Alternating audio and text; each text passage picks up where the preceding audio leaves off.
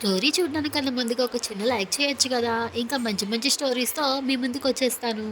ఒక మంచి స్నేహం. ఒక అడవిలో 2 చిన్న పక్షులు ఉండేవి. వాటి పేర్లు మిన్ను మరియు చిన్ను.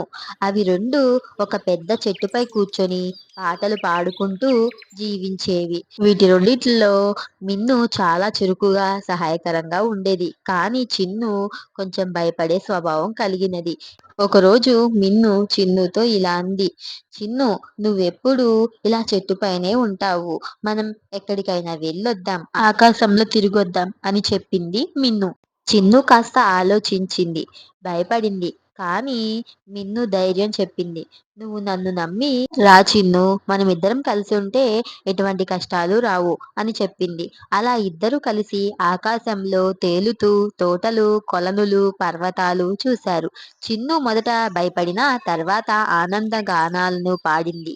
వీరి ప్రయాణం ముగిసేసరికి చిన్ను చెప్పింది. మిన్ను, నువ్వు లేపోతే నేనెప్పుడూ ఇలా చూసేదాన్ని కాదు. ధన్యవాదములు మిన్ను అని చెప్పింది.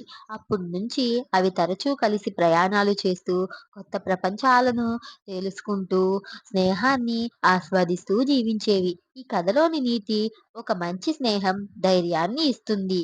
కొందరి మంచి స్నేహం వలన మనం మన భయాలను అధిగమించగలము. ఈ స్టోరీకి ఒక చిన్న లైక్ చేయండి.